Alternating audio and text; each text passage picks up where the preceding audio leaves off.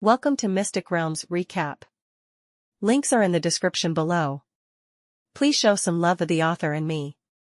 On to the show. Could something bad have happened to Norfeller? The thought made Lin Li frown. He knew that Norfeller's power had become incomparable to his power when Norfeller just started following him. Although it had not reached the legendary realm, he would be as good as a legendary powerhouse under the enhancement of the night sky. A vampire in the legendary realm might not have the ability to confront some of the freaky magical beasts of the Haiga mountain range, but it definitely would not be a problem for the vampire to escape quickly. Just when Lin Li was feeling suspicious, he faintly heard noises outside the campsite. This was not something people would expect to experience in the elves' camp. Although elves advocated freedom, it was not freedom without order. The signal from Norfeller's blood oath led Lin Li into thinking that the noises outside might be related to Norfeller. Without further hesitation, Lin Li kept the Book of Eternity and walked out of the tent briskly. The Manhwa family's campsite was located west of the elves' campsite. Apart from the vines used by the elves to defend themselves, the arrangement within the camp was not unlike the usual. Lin Li's tent was situated in the middle of the campsite. It was a short distance away from the exit of the Manhwa family's campsite. After walking out of Manhwa's campsite, Lin Li saw a few elves speaking loudly. Under one of their feet was his follower, Norfeller. He could see 7 green arrows on Norfeller's body, and Norfeller's energy was incredibly weakened under the effect of the glistening arrows. It seems that this disgusting vampire is a high-level undead creature. So what if he is? He is still a weakling to our 7-star archery skill. He can only blame his disgusting self for trespassing our holy mountain. Jacques' glee was not concealable under the flattery of his comrades. He looked disdainfully at Norfeller under his feet. Unfortunately, I had to sacrifice my arrows and dirty them with such ghastly blood. As he spoke, he gave another harsh stomp to Norfeller. Let go of him. A low and cold voice sounded with clarity at the very same instant.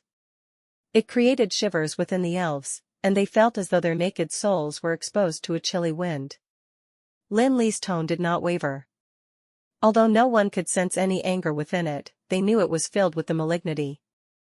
In fact, ever since Lin Li came in contact with the legendary realm and the Scar of Death in the Blackstone Mountains, where he experienced all types of deadly battles with hostile powerhouses, it seemed that Norfeller's assistance was no longer needed. However, Lin Li had not forgotten that if Norfeller had not signed the blood oath with himself willingly when he was at Gerosis to become his follower, he might not have walked out of the underground tomb. Although Norfeller was only heeding his formal master, his help to Lin Li was definite. When Lin Li was walking out of Gerosis into the foreign Breezy Plains to become the first president of the Breezy Plains Guild of Magic, he would not have settled down so easily without Norfeller's loyal assistance. Although it was said that the Breezy Plains Guild of Magic had assistance from the Supreme Council, the help Supreme Council could provide them with was too limited. Furthermore, if Lin Li had failed to settle down then, his guild would have lost the investment value to the Supreme Council. The level 17 ice howler they dealt with when he was rescuing the son of the Castellan of Roland City in the Dragon Mountains was absolutely insignificant to him now, yet when he had just entered the Archmage realm, if not for Norfeller's protection, he would not have the chance to use any of his battle strategies. Ever since Lin Li entered the legendary realm and improved exponentially, his opponents become increasingly powerful as well. Norfeller grew incompetent in the face of Lin Li at the Abyss or the Red Dragon at the Underground Palace. Yet, Lin Li knew that Norfeller would not hesitate to sacrifice himself even if he had to. There were all sorts of people around Lin Li. There were not only mages who were attracted by high remuneration and pharmacists who were determined to learn pharmacy, but also Ejfalusi who was defeated by and submitted to Lin Li and elders who cared for him. Yet, he knew Norfeller was the most loyal of them all. Now, before his eyes was a loyal and long-serving Norfeller who was not only injured by a bunch of ignorant elves, but also suffering the humiliation of being under the foot of an elf. Despite having the mindset of a legendary mage, Lin Li could really not suppress the rage within him. His cold voice blew past the ears of the elves like a gust of chilly wind. The elves did not expect that someone's killing intent could be that petrifying. It was as though the voice was a concrete object that caused them to be reluctant to turn their heads to check who the voice belonged to. At that moment, a few elves felt that it was as though they had been segregated from their surroundings. It was as though they had left the campsite of the elves and got sucked into an unknown realm. In this realm that was constructed with killing intent, they could neither see any light nor hear any sound. It was as though their heartbeat had stopped as well. Why am I feeling scared? Did I forget my pride as an elf? The thought rang in Jacques' heart. It caused his neck to tremble. After all, he was one of the more able young elves. Jacques managed to suppress the fear in his heart.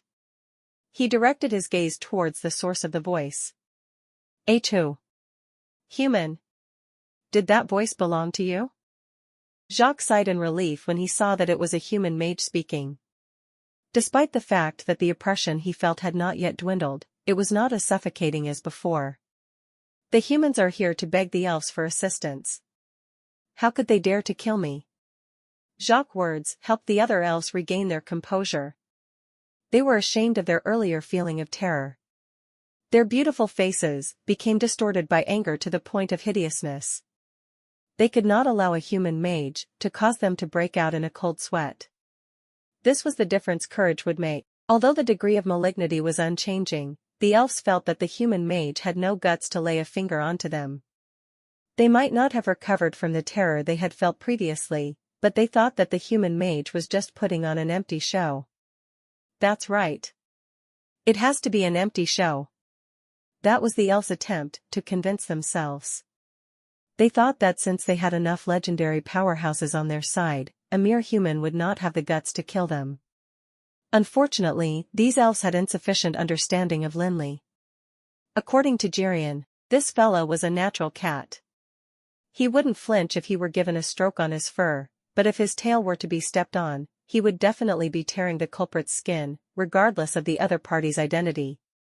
Human, are you trying to protect this disgusting undead creature? Jacques asked disdainfully. He was absolutely certain that the human would not dare to launch any attack. A blind person would be able to tell that the human would be at a disadvantage. Being in the elf's territory, it was clear that the human was largely overpowered. Furthermore, Jacques' innate pride forbade him to submit to anyone. I have to say that this is an extremely foolish decision. Your actions are going to get you to feel the consequences of the goddess rage. Human, there is still time for you to regret your decision. To Jacques, this was a rare act of kindness.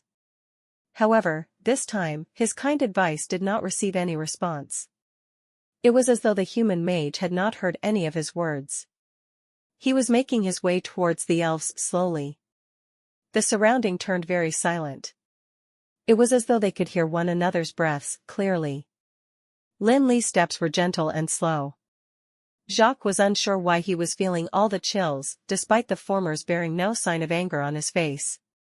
It was as though he had been targeted by a venomous snake.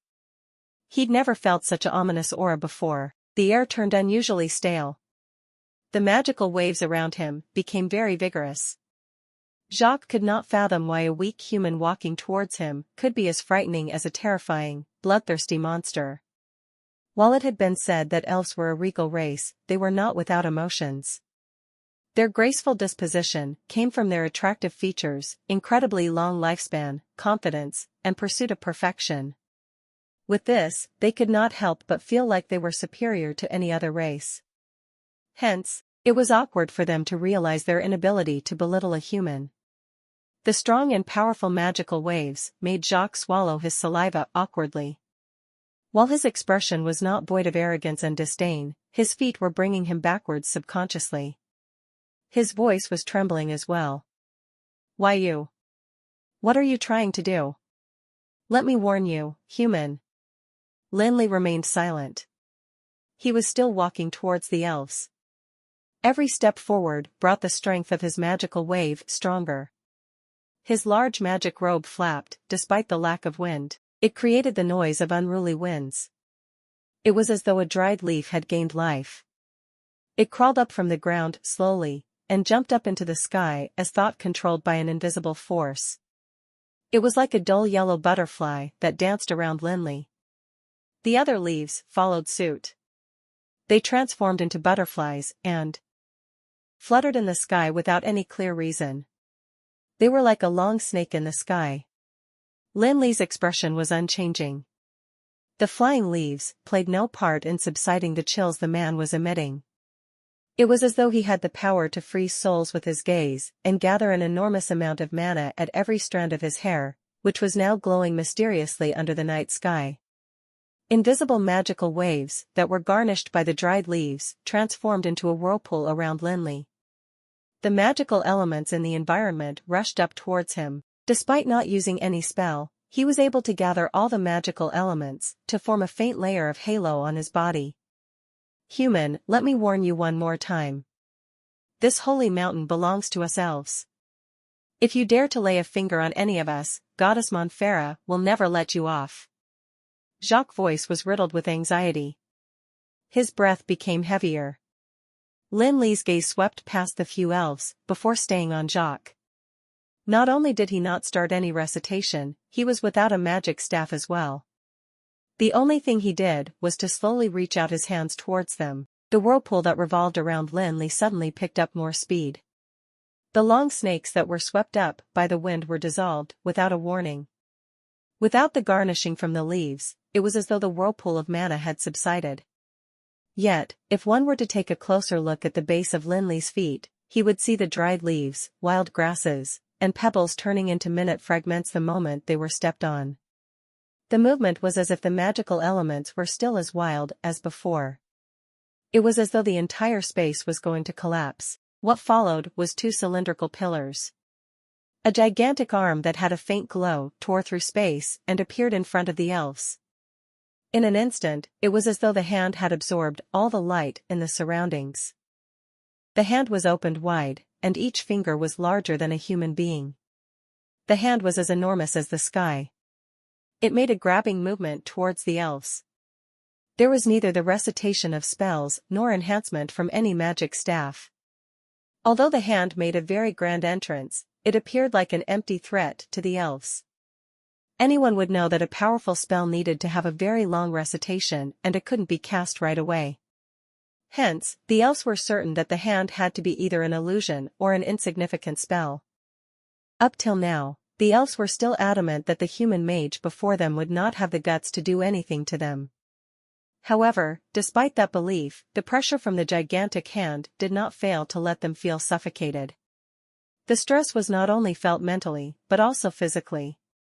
The force within the hand fed the terror the elves felt exponentially.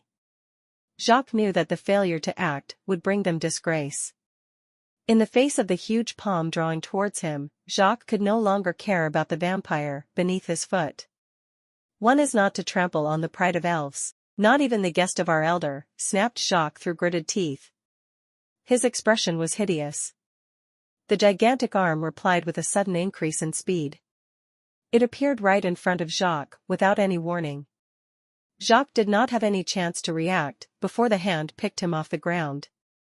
Although he did not see the entire process, Lin Li was perfectly clear exactly who'd harmed Norfeller. Hence, he immediately fixed his sight on Jacques. However, he did not let the other elves off either. After he put Jacques in that tight grasp, he let the hand move left and right casually. The elves did not expect the human mage to start the attack. They tried to rush over to their teammates' rescue after seeing Jacques trapped in that palm, yet they did not expect the immense force manifested in the phantom-like palm. While it seemed like the hand was moving gently, the power experienced by the elves was intense. They felt as though they were smashed by a war mallet as they were blasted off by the pressure. Although it was not as serious as suffering fractures, none of them did not puke blood when they tried to get up from the ground. The fallen elves were flabbergasted. How could this human mage dare to stir trouble in the elves' territory? They knew that even if the human mage did not have the guts to kill anyone on this ground openly, Jacques would have a hard time escaping injury. The several elves had to admit that the freakishly young human mage had incredible powers. But, they believed that even if he was a legendary mage, he would still be a joke in front of the legendary powerhouses from the Elven Kingdom.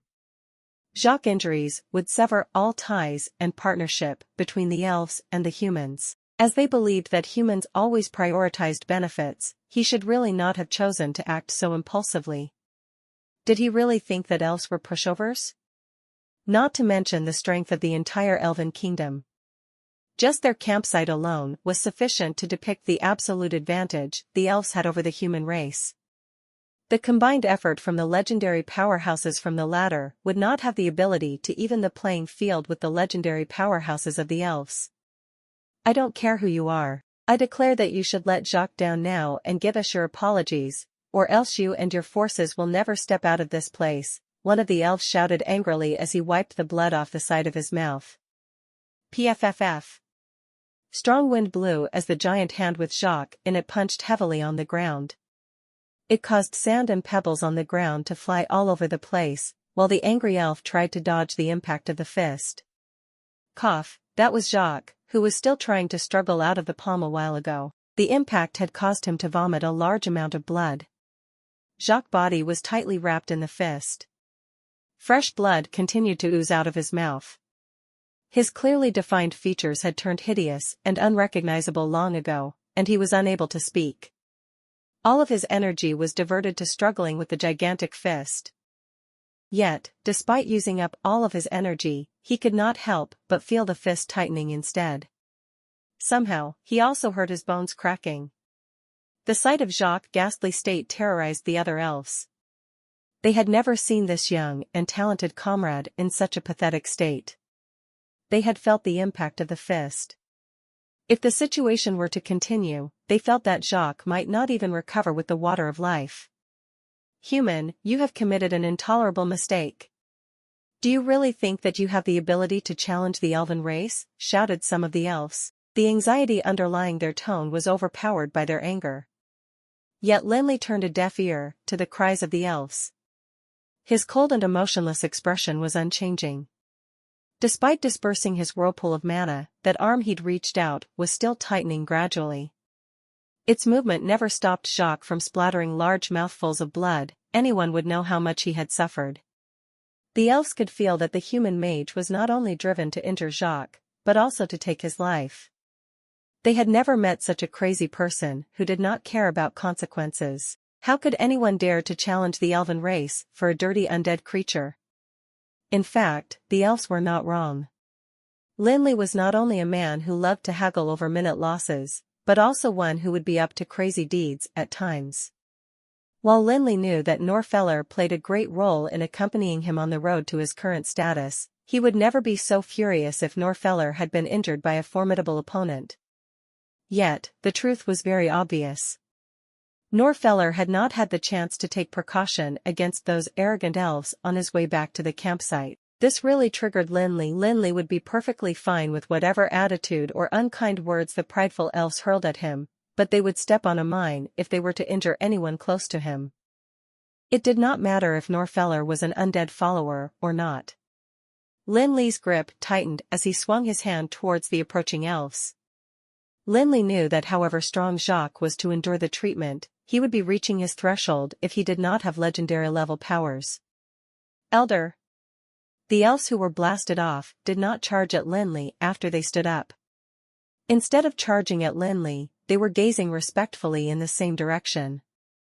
How could the huge commotion not attract any attention? It not only attracted the attention of the Elder and some of the elven higher-ups, but also Borg from the Dark Blade and Cheyenne from the Manhwa family. As legendary mages, they were incredibly sensitive to magical waves. The sudden spike in mana shocked and distracted Cheyenne, who was still thinking about the partnership with the elves. He knew that the mana would not belong to his old rival nor the elves. Within this mana, he sensed rage and tyranny. Could it be from intruders? How could anyone trespass the elven's campsite? Cheyenne stopped harboring over the benefits of the partnership. He exited the tent anxiously and headed towards the raving mana. Yet, the sight of the source of the mana made Cheyenne lost for words. How could he have thought that it was Felix who had created such a commotion? Felix had never done anything in their journey. He took in a breath of cold air when he saw the spell used by Lin Li. Could that be the rare instantaneous level 21 legendary spell, Hand of Nihility? Yes, it has to be it. He was certain that he would not have seen it wrongly. The ability to cast spells instantaneously was the dream of every mage. Magic had definite power in Amrel, and time needed to cast spells was its sole disadvantage. Regardless of whether it was battle between mages, or against other occupations, the shorter the time needed to cast spells, the greater advantage one would have. Ever since magic was discovered, no one had stopped researching on how to shorten the time needed for spellcasting. Their hard work paid off. They managed to raise the levels of instantaneous spells as time passed. Despite it, the casting of instantaneous spells had tremendous requirements that would be challenging for normal mages to master. No one, however, could deny the existence of instantaneous spells, and everyone set them as their goals. As the god of mages, Juresko had invested heavily in the research of instantaneous spells, and had successfully discovered some strong ones. Since his ancestor was Juresko's disciple, Cheyenne naturally knew about the Hand of Nihility. Ordinary instantaneous spells were either weak or at the lower ranking. Yet, Cheyenne had once seen the description of the Hand of Nihility in his ancestor's notes. That was a level 21 legendary level spell that could not only be cast instantaneously, but also leave people flabbergasted by its might. Although that gigantic hand grabbing the elf appeared to be phantom-like, it had the terrifying power to strangle a level 18 magical beast to death with ease. After all the shock, Cheyenne could only look upon Lin Li's figure and smile bitterly as he shook his head. What did that elf do to trigger young Master Felik enough to use such a powerful spell? Cheyenne had some understanding of the personality of young Master Felik. After all, the Manhwa family had been interacting with the Tower of Dusk rather frequently. At the beginning, when they were completing their mission in the Blackstone Mountains, their relationship with the young president was not as friendly as now. Regardless of the reason, it was a fact that Hutton had indirectly agreed to Sire Bandit's sneak attack, and asked the necromancer Sendros to get rid of the young President Felik. Yet, instead of turning the Manhwa family and the Tower of Dusk against each other, they became partners in a lot of matters. Cheyenne knew that the young president was not an impulsive and reckless person. However, the same young president was willing to mobilize the entire Tower of Dusk when a small town in the vicinity was attacked by the Sire Bandits. He even convinced the Manhwa family to invade the Dragon Mountains to wipe the Sire Bandits from the breezy plains. To Cheyenne, Lin Li was a man with a contradictory personality. Sometimes he would go all out to get whatever benefits he wanted, while at other times he would do the same to forego all the benefits. But, he was vexed that Lin Li did not employ his rational self in the territory of the elves. We are here, for the immortal king's treasures. No matter what the trigger was, how could he not hold it in? Didn't he meet those legendary powerhouses of the elves? The combined effort from both of us wouldn't be able to give us the right to mess with them. Cheyenne thought. He really regretted inviting the Tower of Dusk to this mission. It wouldn't matter if they were not to receive any help from the elves. After all, the elves weren't a part of their initial plan. It was not about losing assistance of the elves if they were to provoke them. Cheyenne felt that with the power of the elves, a minor hindrance from them was sufficient to affect their entire mission. He felt headache at the thought of the huge impending trouble. Cheyenne's old opponent was not as worried. Despite being comrades for the current mission, he did not have any good feelings for the young legendary mage from the Tower of Dusk. After all, that mage had nearly killed his precious son. The sight of the Hand of Nihility cast by Lin Li stunned Borg as much as Cheyenne. As one of Juresko's disciples' descendant, and having heard about Lin Li's performance at the Abyss of Tharlan, he could not help but feel shocked with what he had just witnessed. He knew that he had belittled the young legendary mage. Since this 20-year-old man had entered the legendary realm at such an age, his talent had to be second only to that of the god of mages, Juresko. Unfortunately, youngsters are still youngsters. They tend to act on impulse due to the lack of worldly experience. Although it is normal for them to make mistakes, it was a bad decision to offend the elves at such a timing. Borg was not worried that this would affect his partnership with the elves. He knew that the Tower of Dusk was one of the three combined forces due to the Manhwa family. If the Manhwa family had not needed additional assistance to balance the gap with the Dark Blade, Borg would not have agreed to have an alliance with a two-man team. It was as good as Dark Blade being in a deadlock with the two other forces. Furthermore, he had never seen President Felix from the Tower of Dusk do anything to the attacking magical beasts throughout their journey here. How could someone hope to gain advantages without working hard for them?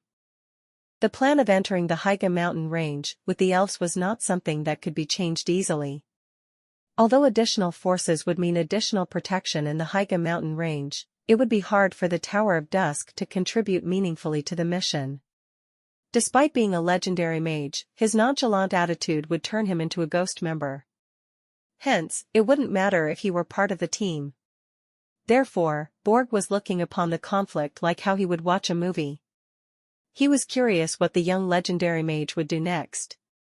Compared to Cheyenne, Borg had a better understanding of the elves. He knew how much the elves had invested into this campsite. How are they going to resolve this conflict? With this in mind, Borg directed his gaze to the older elves. They were not strangers to Borg. He knew that these several elves were not only the leaders of this mission, but also the higher-ups in the Elven Kingdom. That was because all of them had the same surname, Queldana. The Queldana family was not as well known as the Helios family to people outside the Elven Kingdom. Yet, Borg knew that the Queldana family was the most powerful family in the Elven Kingdom, and that they were even more influential than the renowned Helios family.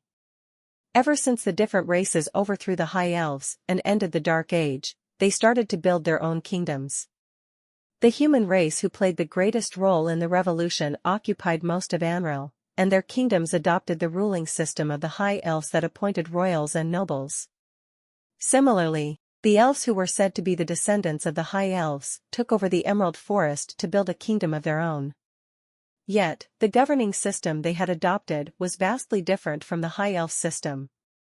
While they, too, had a noble and respectable queen, it was the Emerald Council that decided on all the policies. In that catastrophe that had nearly eliminated all the elves, there were 7 elven powerhouses who led the other elves into the Emerald Forest that helped to protect and sustain the elven race. These 7 elven powerhouses were the 7 sages, as the elves referred to them. One of them was Brechigar, the descendant of Helios and the father of Vidas. There was also Garincha Queldana, the descendant of a druid and the husband of the queen. Borg's gaze landed on the oldest elf, who was standing in the middle. He knew that these elves were not only the higher-ups in this campsite, but also at the Queldana family. Besides, that elf who the others had addressed as their elder was definitely not just the elder of the Queldana family. The elder was Brechigar Queldana, the oldest of the higher-ups. He was not only the brother of Randy Queldana, but also the 8th elder of the Emerald Council. Although he did not have the title of a sage, his position in the Elven Kingdom was as high as those of the queen and his brother, Brechigar.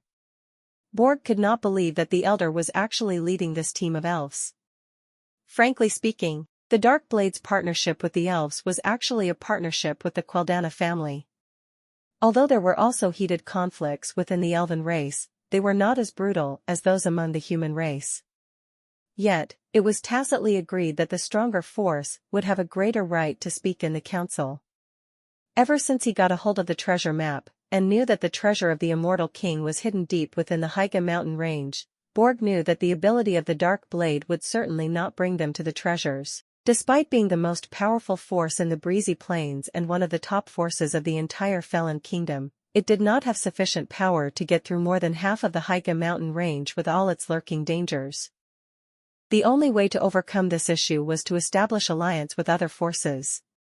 Yet, the choice of the partner would be a crucial one. As no one would sulk over receiving too many benefits, the Dark Blade would not want to share the treasure of the Immortal King. The alliance formed with the Manhwa family and the Tower of Dusk was the last resort.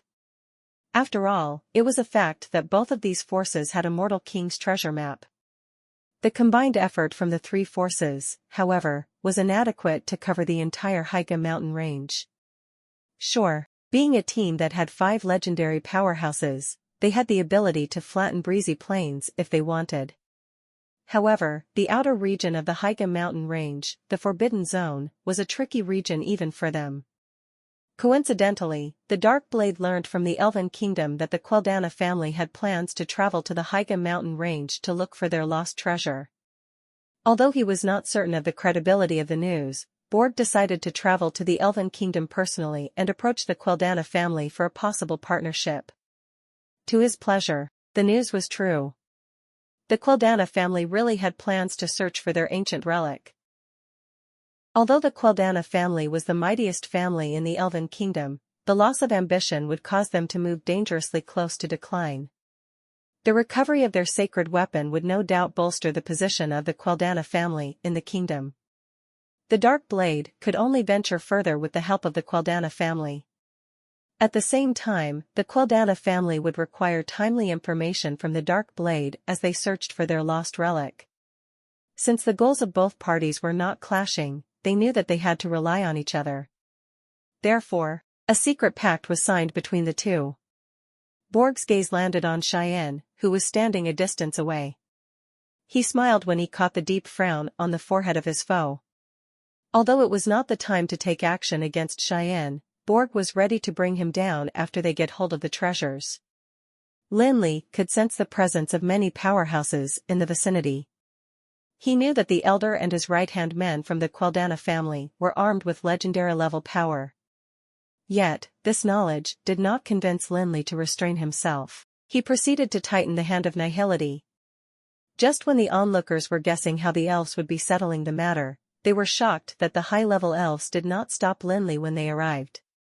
They paid full attention to the other elves who were injured and asked them about the situation patiently. The gaze of the Elder swept past the elves. His calm and gentle disposition was like the water of life that helped them forget their injuries. Their negative feelings such as anger, anxiety, and fear subsided immediately. All of them were united by the same thought: everything will be fine if our Elder is here. You have to be the elves on patrol duty. Can anyone let me know what had happened? That was one of the higher-ups standing beside the Elder. He was composed, and his tone was unrushed. The elf stopped feeling anxious. Although Jacques was still under Lin Li's control, the presence of the Elder and the higher-ups convinced them that the human mage would not have the guts to kill their friend. They gave the older elves a respectful bow before fixing their glares on Lin Li. It's like this. We are in charge of tonight's security duty. When we were patrolling the grounds earlier on, we noticed a vampire who tried to trespass our campsite. As our best archer, Jacques intervened immediately. He injured the vampire with his 7-star archery skill, an elf whose name was Troy said. He was donned in a leather armor. The higher-ups nodded, gesturing for the elves to continue with the explanation. Of course, we did not kill that vampire immediately. That's because we suddenly remembered that one of our human guests had a vampire buddy. In order not to create any misunderstandings, we were trying to get this vampire to tell us his origins, Troy said plainly. He did not even blink upon mentioning the words kill and injured. It was as though that was not a bloody conflict, but a drizzling rain in the campsite. Furthermore, Troy appeared to be equipped with the art of eloquence, or the skill to deny responsibility. His words transformed the bloody conflict into a rationalized act of self-defense. The most important thing was his repetition of the word vampire. Vampire? As expected, the word put a frown on one of the higher-ups. A glint of disdain flashed across his face. Who brought the vampire into our campsite? It is that Mr. Mage over there. Troy pointed to the silent Lin Li. This is actually a misunderstanding. We did not know that the vampire we had injured was the buddy of this Mr. Mage. But, the mage did not give us any opportunity to explain ourselves when he arrived. He targeted Jacques immediately and wanted to kill him. Is that so, Mage Felix? The high-level elf inquired, with furrowed brows. It was a fact that they were in the Higa mountain range, a holy place the goddess ManhwaRecap endowed to the elves. It was blasphemy for the human mage to bring a vampire here. Moreover, he nearly killed Jacques. If not for their partnership, and the good relationship the elves had with the Dark Blade, the human mage would have become the enemy of all the elves. Human, if you do not stop now, you are really going to commit an irreversible mistake. Lin Li did not respond to the senior elf. It was as though nothing had been said. Lin Li proceeded to increase his magical force when he discovered that Jacques had become weaker. Jacques, who had begun to lose his consciousness, could only continue to vomit more blood. This scene carved a deeper frown on that senior's forehead. He realized Lin Li's determination to kill Jacques. He really could not understand the thoughts of that human mage. How much did that dirty undead creature mean to him? What made him act upon such irrationality? The high-level elves could sense the rapid decrease in Jacques' life force. They knew that the most important thing they had to do was to get Jacques down. If not, they were really going to lose him. It would be too late to save Jacques even if they were to punish that human mage then. Mage Felix, if you do not agree with what they were talking about, you can let us know about your point of view. We will certainly make a fair judgment of the situation. Before that, can you let Jacques down? Even if that vampire is your partner, this is after all a sacred mountain range that belongs to the elves. Hence, I'm sure you can understand Jacques' actions, the higher-up said gently as he tried to persuade Lin Li to let Jacques down. At last, Lin Li shifted his gaze on to that elven leader. I only know that anyone who dares to harm my teammates will have to pay for it. It does not matter who he is. I don't believe in the sacred mountain range. If it really is a sacred place, the elves would not have to seek refuge in the Emerald Forest, replied Lin Li plainly. Lin Li's words stabbed the elves' old scars. Not only did the higher-ups have a change in expression, the elder who had been looking composed also started to frown. The elves had been announcing that the Haiga mountain range was a sacred mountain range bestowed to them by the goddess of forest. What was eerie, however, was that nature magic failed to work in the Haiga mountain range. The elves could only guard the Emerald Forest at the Haiga mountain range, and not take over the entire sacred mountain range. Everyone in Amril knew about this awkward situation. This became an embarrassment for the elven race. Yet, there were no one person or force that dared to speak of it. Lin Li's words angered all the elves on the scene. However, the senior elf knew that the priority was to save Jacques from Lin Li. Hence, he suppressed all his anger as he prepared to persuade Lin Li further. However, before that senior managed to speak another word, the elder who had been standing in the center spoke. Human mage, Jacques is indeed wrong as he has injured your friend with his arrows. Yet, as your friend is still alive, it will be too overboard if you are to kill Jacques. Since you want an answer to this issue, I will give you a satisfying answer. Lin Li diverted his gaze onto the elder. Instead of putting Jacques down immediately, he waited silently for the elder to continue with his conditions. Your act of targeting Mage Felix's friend presumptuously has damaged the friendship between the Tower of Dusk and the elves tremendously. You have created a misunderstanding due to your recklessness. It seems that you are not suitable to undertake the heavy responsibilities of a guard for the campsite. As the 8th elder of the elves, I order you to give up 10 years of your heart of nature. The words of the elders stunned everybody, including the higher-ups, yet no one dared to defy him. The elves who were punished turned pallid. They did not dare to show any signs of weakness in front of the elder, though.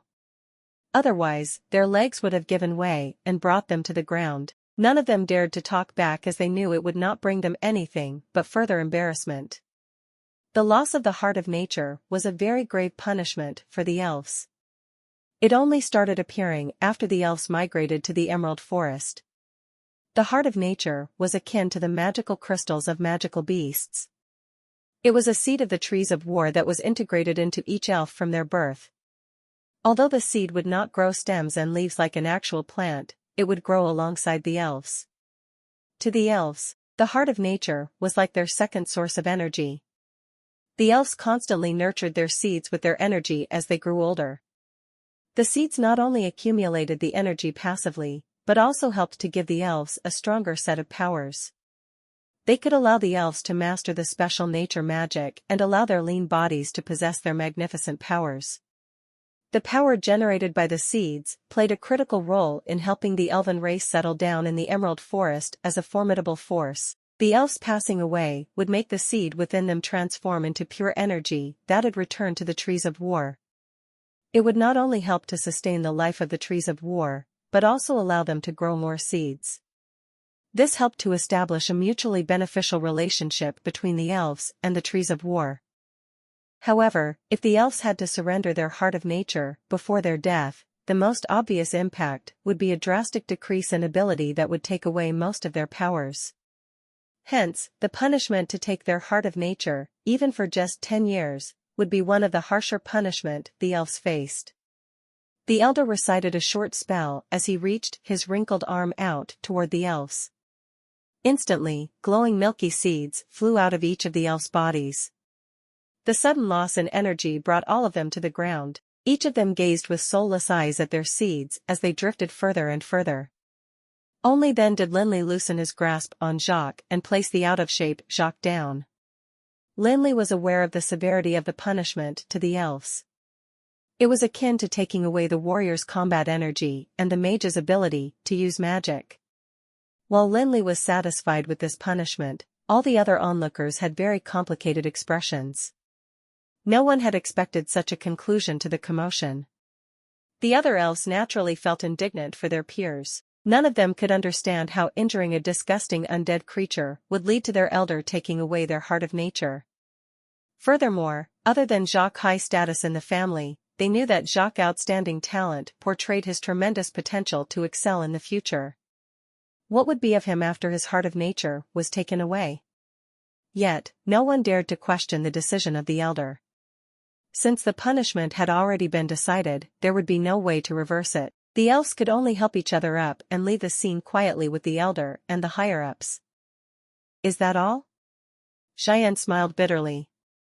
Although the present situation made the Manhwa family in need of an ally like the Tower of Dusk, the closure of this conflict was not what he wished to see. To him, the best way to end it was not to make it too much of a great deal. If the arrival of the elder had managed to convince Lin Li to let Jacques down immediately, no one would have felt embarrassed, and everyone could have treated the matter as though it had never happened. Cheyenne felt that things would be better if the elves had chosen to save Jacques by confronting the young master Felix due to their strength. How could the elves be such easy creatures to communicate with? If they seemed to be admitting their weakness now, no one knew when they were going to launch their revenge. Cheyenne was really regretful for inviting the Tower of Dusk for this mission. Not to mention that they had not been contributing meaningfully to this journey, they were also the black sheep that were going to damage the relationship between the humans and the elves. It was a fact that the Manhwa family was worse off than Dark Blade, who had a good relationship with the elves. Now that Felix had created this mess, how was he supposed to proceed from here? As they had been old enemies, it was not difficult for Borg to guess Cheyenne's anxiety. Yet, that did not mean that he had a composed mind, either. He had long gotten past the mood of watching a show. Now, he was starting to think about how to deal with possible issues that might arise regarding their partnership with the elves. Before this, Borg had thought of a lot of consequences this conflict would lead to. Yet, he did not expect that it'd end this way. He thought that it would be easy for the elves to deal with a legendary mage.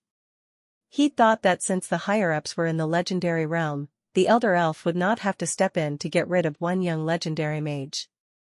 It would be false to romanticize the elves as peace-loving creatures. Even if they were not creatures that would take revenge over minute matters, they were certainly not pushovers in front of any enemies, especially after had been through the catastrophe. Knowing the elves, Borg was extremely taken aback by such a closure to the conflict. It created uncertainty in him about the partnership with the elves. It did not matter what was on the elder's mind. Borg only knew that such a closure would deepen the hatred for humans within the elves. He was worried that the Dark Blade would also be implicated. Regardless of what the others were thinking, Lin Li was rather satisfied with this result. Although he did regret not getting to kill that elf named Jacques, he knew that the punishment to take away the heart of nature was an extremely harsh punishment to the elves. He gave no attention to the onlookers as he walked towards Norfeller. He took out a potion bottle and fed it to Norfeller. Then, he plucked out the 7 arrows in Norfeller's body and threw them on the ground casually. Norfeller's wounds started to close at a speed visible to the naked eye.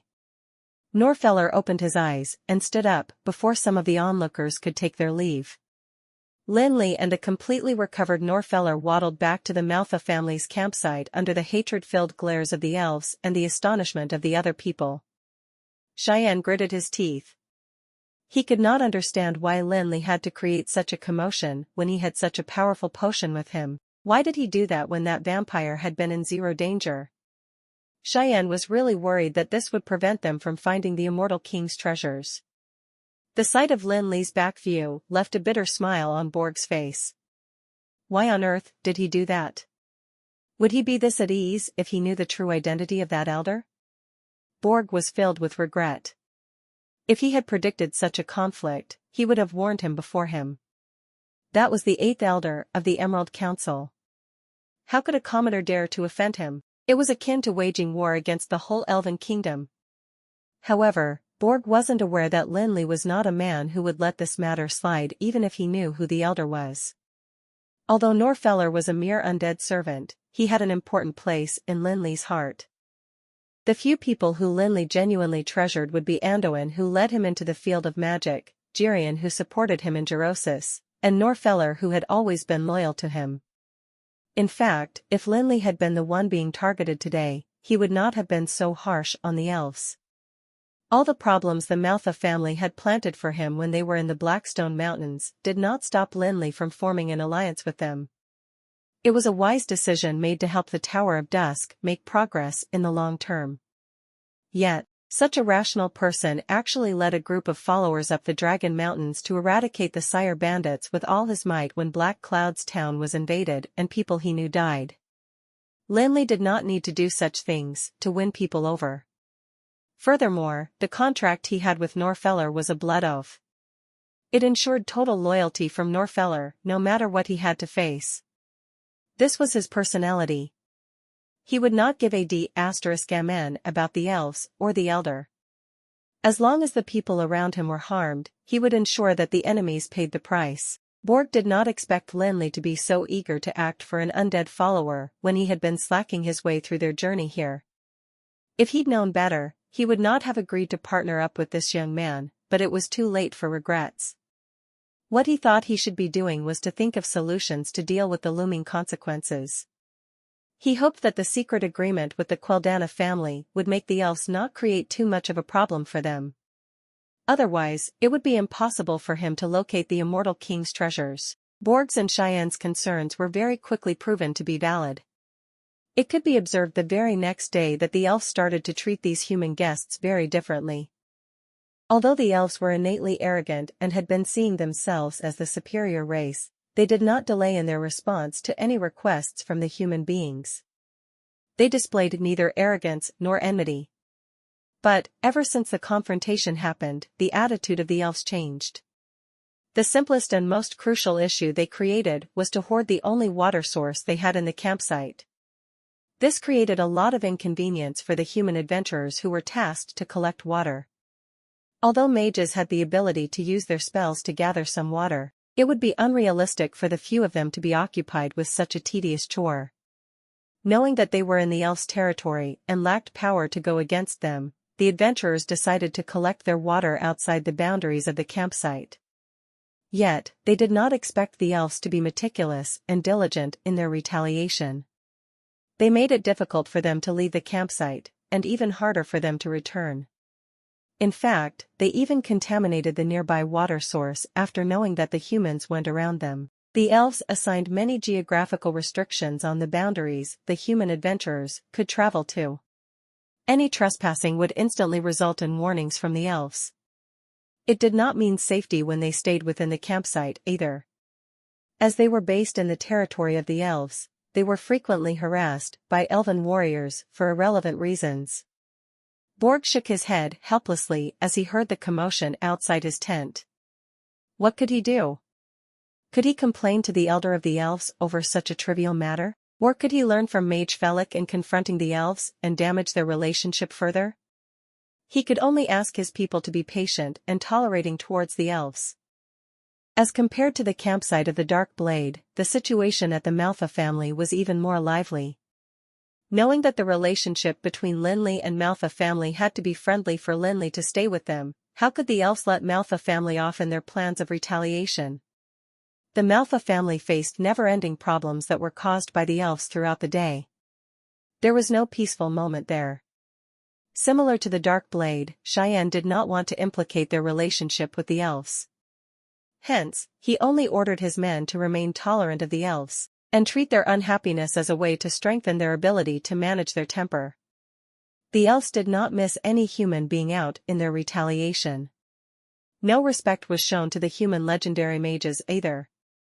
Only a single man was left out of the entire matter, the culprit behind all these mess. Lin Li's tent and its surroundings transformed into a restricted region for the elves. None of them dared to bring their havoc past that boundary. Norfeller, who had recovered completely long ago, perched outside his tent with utmost loyalty, and gave no attention to the glares of disgust and hatred. That was not all. As usual, Norfeller would leave the campsite to gather information about their surroundings, but he did not see the need to transform into a bat to leave the campsite discreetly from high up in the air anymore. Instead, he swaggered past the elves, proudly as though they could not see him as an undead creature. The elves had prior disdain for undead creatures. It was these creatures that had brought such a harsh punishment to their peers. Hence, the hatred of the elves was expected. However, with the matter that happened before, none of them dared to make things difficult for this undead creature. In fact, the people from the Dark Blade and the Manhwa family who were suffering the effects of Lin Li's ways were actually envious of how Lin Li treated his men. Despite complaining that he was the source of all the trouble, they knew very well that he was a good master who cared tremendously for even his undead servant, being daring enough to offend the elder of the elves. This was in stark contrast to their superiors, who ordered them to be submissive to the elves. Lin Li shook his head gently at all the commotion outside. He directed his attention back onto the Book of Eternity in his hands. He heard Cheyenne and Borg complain about the problems the elves were causing them during their meetings for the past 2 days. He felt that the elves were just too immature. Lin Li was totally unaffected by the amount of trouble the elves tried to cause to the humans. He continued to live alone every day. Apart from having meetings with Cheyenne and Borg to discuss the treasure's matter, Lin Li would be in his tent reading the Book of Eternity. As he learnt more and more in-depth knowledge from the Book of Eternity, it was not just different techniques and spells, but mainly things that required him to reflect upon. Obviously, Juresko's intention of leaving behind the Book of Eternity was not to create another version of himself, but out of hope that the next person could ride on his foundation and advance further. It was impossible for the Book of Eternity to be able to record the vast knowledge of magic, despite it being heavy and thick. Juresko was indeed the god of mages. Every sentence and every word he wrote down carried great meanings. Lin Li could only take Juresko's writings as a starting point as he figured out a path that would belong to himself. Comment. Every statement in the Book of Eternity deserved Lin Li's effort to dwell on it repeatedly. The deepening of his understanding each time gave him great benefits. As he read on, the world of magic became clearer and clearer to him.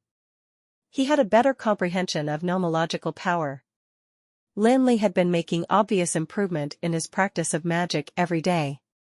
Being in the legendary realm for so many years, Cheyenne and Borg were very clear what it would take to make progress in the realm. Yet, for every meeting they had with the young legendary mage, he never failed to astonish them. They could tell that the ability of the young legendary mage was not hindered by his young age.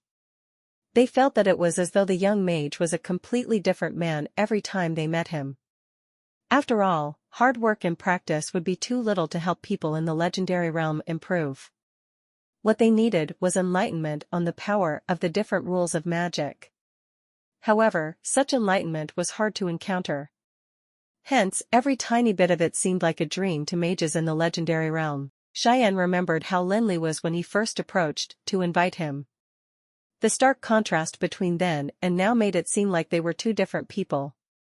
He noticed Lin Li's drastic improvement each day as well. Although both Cheyenne and Borg knew that Juresko's Book of Eternity was in the hands of the young mage, they could not help but be fascinated with his changes. They might not have seen the Book of Eternity, but they were certain that there were not only detailed information about the fundamentals of magic. They knew that possessing the Book of Eternity did not mean that one would become the second god of mages. If you're enjoying my content, please consider donating a coffee or checking out my shirts on TeePublic. Time flew by. In the blink of an eye, the human adventure team had already rested in the elven camp for 10 days, which were more like torment than rest. After a long period of peace, a commotion broke out in the campground again. It was in fact even more chaotic than the one that Lin Li had caused previously. Even Lin Li, who was not often bothered by anything else around him, had no choice but to put down the Book of Eternity, because he could clearly sense that the elves were not taking revenge, but rather were obviously panicking. Lin Li stepped out of the tent and took Norfeller to the gate of the camp, where he was greeted with the sight of a team of elves who were entering the campground one after another. However, there were obvious scars on their bodies, and they were no longer graceful. Instead, they were rather disheveled. There were definitely some spectators who were gloating over the incident. However, more people were worried about the situation, just like the elves. With the current abilities of the elves, they were definitely formidable, yet they ended up in such a sorry state. Clearly, the dangers in the Higa mountain range were far beyond imaginable. Although not everyone had a clear understanding of the purpose of the mission this time, they were sure that they had to enter the Higa mountain range. The thought of the attacks from the magical beasts that they had suffered just now made everyone tense up. No one knew if they could walk out alive. Lin Li looked around and realized that the elves had all got far, far away after seeing him. However, they were all looking at their injured companions with melancholy. Lin Li got Norfeller to ask around, after which they roughly got the idea what had happened. The injured elves were said to be the elites of the elves, and had already delved into Higa mountain range to look for the holy relic along a vague route even before the humans arrived. Unfortunately, they met with the attacks of magical beasts, hence, they had no choice but to retreat. Those who did not know elves well could not figure out clearly if they were really elites, but Lin Li could sense that the power of those elves was much stronger than that of those he met in the campground. Most of them were level 18 and level 19. However, what caught Lin Li's attention was not their strength, but their injuries.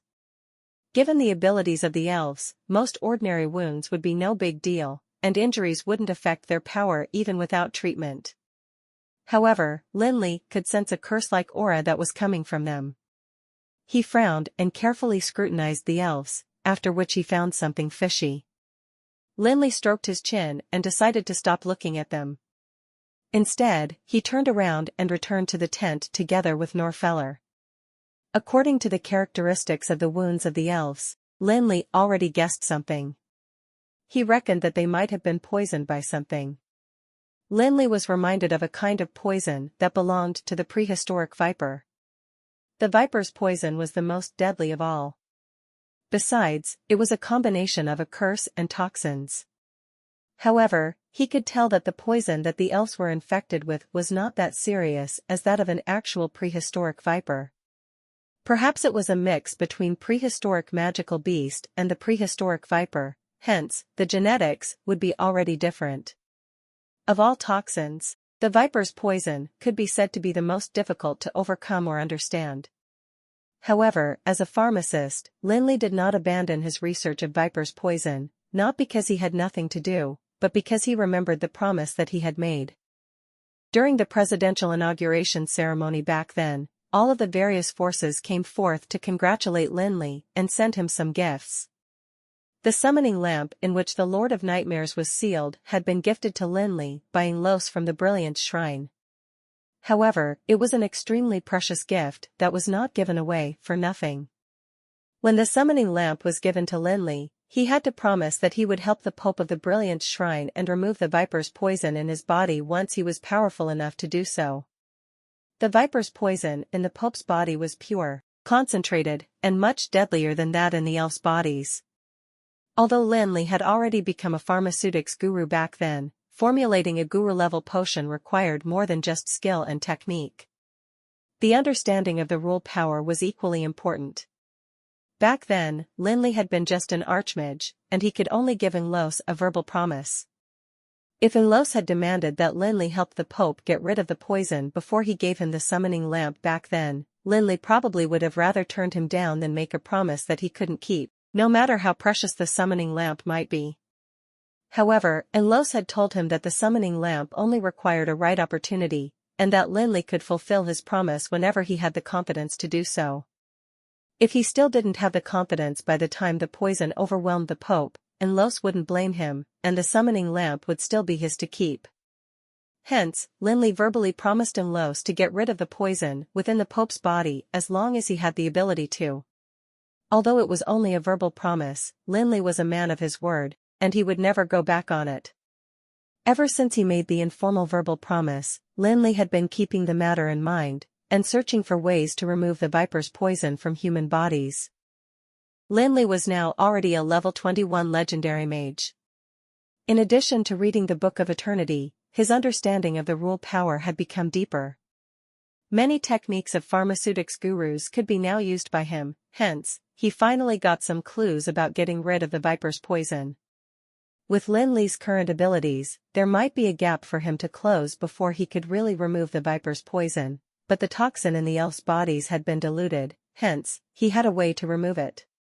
Although he could not eradicate the toxin immediately, he was still about 70 to 80% confident. However, being sure didn't mean that he had to take a shot. Lin Li was indeed very generous to his own people, and he would never hesitate to deplete his resources in order to help those who were related to him. However, he could be selfish too, especially when facing those who were irrelevant to him. He would never bat an eyelid even if an outsider died in front of him. The elves might be poisoned by a viper, but what did that have to do with him? To Lin Li, it was just an interesting show for him to watch and get over after he was done. Once he was done watching the show, he would go back to doing what he had to. The Haiga mountain range treasure quest did not mean that much to Lin Li in the first place. It would be great if he could find any treasures, but if not, he would just go back to the Tower of Dusk. It was no big deal to him at all. Anyway, he and Norfeller were the only ones from the Tower of Dusk here on this journey. With legendary realm power, it should be no problem for them to leave safely. With such a mindset, Lin Li did not value the cooperation with the elves as much as Cheyenne and Borg did. Hence, upon returning to his own tent, he immediately forgot about the matter and continued to immerse himself in studying the Book of Eternity. Lin Li did not attract any attention at all when he left, for everyone was focused on the injured elves, who were soon brought to the large tent in the center. The elven elders brought the high-level elves to look at the injured ones. After checking the injuries of the elves, the faces of the elven elders grew increasingly sullen. Before the elders even spoke, the high-level elves knew that things were awry. When the last injured elf was checked, the elder stood up and pondered with a frown, after which he said to the elves, "You guys, go out first. I'm going to use natural rejuvenation. I hope it'll help with healing their injuries." Upon hearing his words, the hearts of the elves wrenched up, though they did not say anything. Natural rejuvenation was not an ordinary healing magic, but a legendary divine magic of druids. Even a dying person would be able to quickly recover with the help of natural rejuvenation. Everything could be cured using natural rejuvenation, including physical trauma and disabilities. However, the power of the natural rejuvenation was the very reason the high-level elves seemed extremely worried. It was the first time that they had ever heard their elders saying that even natural rejuvenation might not be able to heal the injured elves. That meant that there wasn't another way to save their lives. The high-level elves walked out of the tent worriedly, while the elders frowned. One of them then whipped out a magic staff that was similar to a withered tree branch, and performed natural rejuvenation, the legendary magic of druids. After a long period of time, a strong scent of life radiated from the tent, thus waking up even the elves who were waiting outside. They seemed to have experienced a rebirth. However, no one rejoiced, and they all entered the tent immediately after the scent dissipated in a bid to see the results of using the natural rejuvenation instead. The wounds on the bodies of the few wounded elves in the tent had completely healed. However, the elves were still lying there and exuding aura of death, which made them seem like undead creatures. Upon sight of that, the hearts of the elves instantly sank to rock bottom. One of the high-level elves walked towards the elders and asked, "Elders, when can they wake up?" However, the elven elder shook his head. In an aged voice, he said, "They've sustained more than just abrasions and external injuries. They've also encountered a peculiar force that is constantly eating away at their vitality. Natural rejuvenation can only slow down the process, but it can't drive the force away." "Well, did they get poisoned with something? Why don't you try using an antidote?" Actually, the high-level elf was already at his wit's end, because there hadn't been a poison that natural rejuvenation could not get rid of. The atmosphere in the tent suddenly became much tenser, and the high-level elves were at a complete loss for what to do because the wounded were not ordinary elven warriors. One of them was the most important and prestigious elf, Princess Elune, the daughter of the elven queen. If Princess Elune were to die there, it would be a disaster for the entire elven kingdom. The Quildana family would probably be at a loss for an explanation even if they were in-laws with the queen. Moreover, the other elves also had extraordinary identities, and the death of any one of them was not something the Quildana family could tolerate. "Elders, how much time do we have left?" one of the senior elves asked with agony. The elven elder sighed and answered, 10 days. The natural rejuvenation can suppress it for 10 days. After 10 days, the force will flow to their hearts, and even goddess Manhwa will be powerless by then." In the eyes of the elves who lived long lives, the time period of 10 days was simply insignificant. However, the time limit seemed like a time bomb that was heavily pressed against the chests of the elves. If they couldn't find a solution to save the wounded elves, it would mean that Princess Elune had only 10 days left to live, and the Quildana family would cease to exist after that. If Princess Elune and several other elves really died in the campground, the Quildana family would be the ultimate sinners of the entire elven kingdom. Even if they were descendants of druids and their patriarch was the queen's husband, they would be eradicated from the elven kingdom, despite holding 2 seats in the Emerald Council. Most importantly, no one knew what poison the elves were infected with, not even the elven elders. Even though they wanted to find a way to save the wounded, there was nothing they could do but watch and wait for the elves to die and their family to end. In spite of this news, the elders ordered for the information to be kept secret, hence, no one except a few high-level elves knew about it. However, when the other elves saw their injured peers, they could sense that something was amiss. Everyone knew how much Princess Elune meant to the elves. She was the key to their survival. On the following day, the elves suddenly sunk into low spirits. Although they had no idea what exactly had happened, no one dared to stir up trouble with the humans. The day was surprisingly really calm for human adventurers, and it even made them doubt if the elves were planning to take revenge. Even Cheyenne and Borg had acutely sensed that something was amiss, but they did not get any answers from the high-level elves they had consulted. After several guesses, they still did not have a clue, and the 2 parties had no choice but to continue restricting their subordinates and get ready to deal with the changes that might appear anytime. The entire campground was suddenly shrouded in a depressing atmosphere, and even the bright sun could not dispel the gloom within their hearts. Both elves and humans seemed to have lost their vitality, and were waiting for something. The only person in the campground who was not affected was none other than Lin Li, who never got himself involved in the business of others. He read the Book of Eternity and carefully tried to understand the meaning within it. However, enlightenment could not be obtained just by brainstorming. Lin Li stretched his body and looked out at the shining sun outside the tent. He walked out of the tent and slowly advanced towards the campground while experiencing the feelings mentioned in the book. After some time, Lin Li suddenly snapped out of his trance because of an abrupt cry. At this moment, Lin Li finally discovered that he had already arrived in the Manhwa family's campground, and was in a certain spot of the elven camp. The sound he heard just now was actually from the moonsaber panther that was lying on its back, not too far away from where they were. Although the moonsaber panther was a rare find, Lin Li still knew some things about it. It was said that it was born with level 20 strength and was proficient in nature magic. When under the moonlight, its strength would be greatly improved, thus giving it the name of moonsaber. It was a moonsaber panther that had just matured, and was supposed to be at the peak of its vitality. However, it seemed to be in a bit of trouble at this moment. It had scars all over its body and looked extremely disheveled. Lin Li could tell at a glance that just like the elves, Moonsaber Panther had been infected with Viper's poison, which was now killing the Moonsaber's vitality. Even with the strength of the Moonsaber Panther, it had no choice but to lie down and wait for its death. Lin Li's eyes glistened when he saw the dying Moonsaber Panther. Although he thought that he was confident enough to create an antidote for Viper's poison that was derived from theoretical knowledge, he had yet to perform any experiments. Hence, he thought that it would be a good idea to conduct an experiment on the Moonsaber Panther since it was already dying anyway. Lin Li approached the Moonsaber Panther, squatted down, and took out 2 potions. The Moonsaber Panther seemed to have lost all of its energy, and was too powerless to react to the stranger in front of it. That was great for Lin Li, for he needed not waste any energy on feeding it with medicine. Lin Li opened a bottle of potion, and the instant that the cork was removed, an overbearing stench filled the air. Even the Moonsaber Panther painstakingly cocked its head to the side.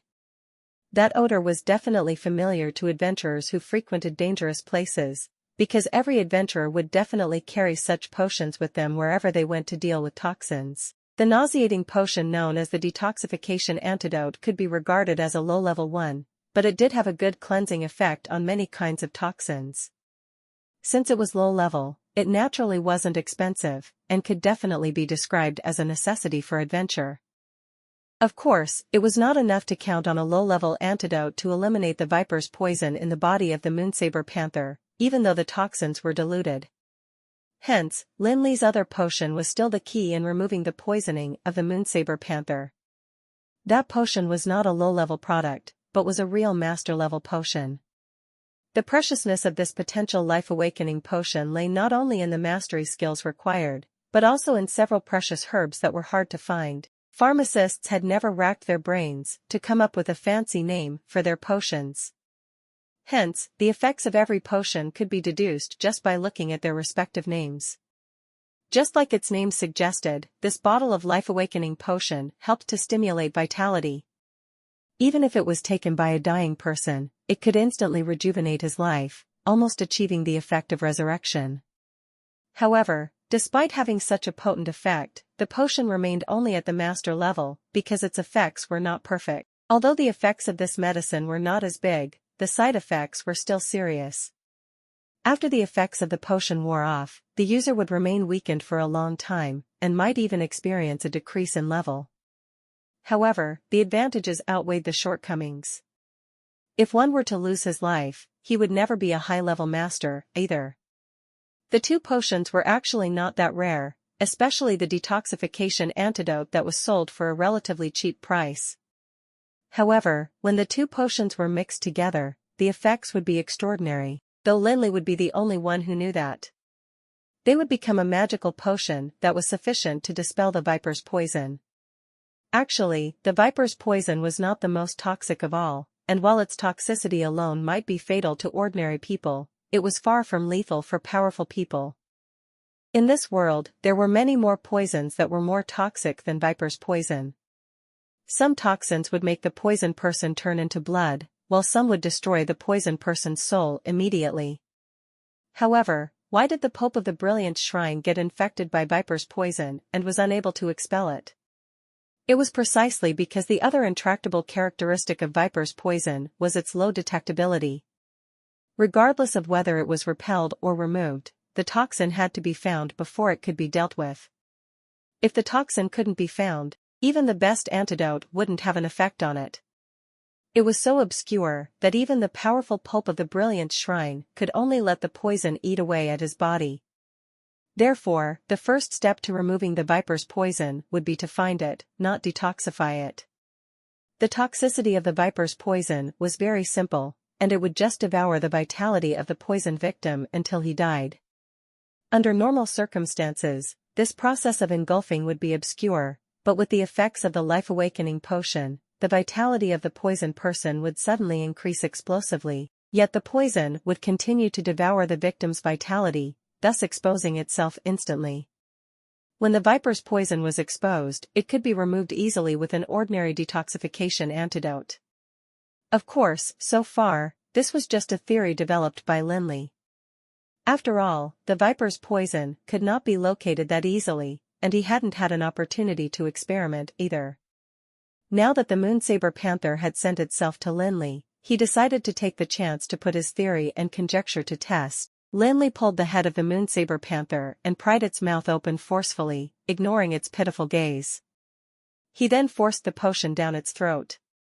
The poor, powerless moonsaber panther had no choice but to stare at Lin Li, too weak to even make a sound. At this moment, a high-level elf walked towards him worriedly, and happened to see Lin Li forcing the potion down moonsaber panther's throat. The elf panicked because the moonsaber panther was special to elves, though humans only deemed it a magical beast. In the elven race, the moonsaber panther, like a unicorn, was a sacred animal that was the purest form of transport for the elves. That moonsaber panther belonged to Princess Lin. This high-level elf was not out for a casual stroll. At this juncture, he was no longer in the mood to take care of anything other than guarding the several poisoned elves. However, Princess Lin, who had been unconscious, suddenly woke up just now, and said that her Moonlight was back. Moonlight was obviously the name of the moonsaber panther. If it weren't for the moonsaber panther clinging onto a horrifying magical beast, the elves probably wouldn't have made it back. However, Princess Lin had not waited for the moonsaber panther's return, since the injuries that she and her companions had sustained had to be treated immediately. Hence, she had to return first. However, the fact that Princess Lin had come to made the elders and high-level elves happy yet scared. They had no idea if it was a good sign or her last moments of consciousness before death. However, they did not believe Princess Lin's words that much, though they had no choice but to come out and check since Princess Lin continuously urged them to do so. To the elf's surprise, he actually found the moonsaber panther in the camp, though he also saw the horrendous Lin Li, who was forcefully feeding the moonsaber panther with some unknown liquid. The moonsaber panther was not only Princess Lin's ride, but also a holy beast for the elves. No matter what, it would be absurd for a human to feed it. Besides, Lin Li often hung out with an undead creature. Stop it. What are you doing? No matter how magnanimous and well-mannered the high-level elf might be, he could no longer suppress his exasperation at this point. He snapped and scurried towards Lin Li. However, at this moment, Lin Li had already forced the potion down moonsaber panther's throat and tossed its head on the ground before standing up and clapping his hands.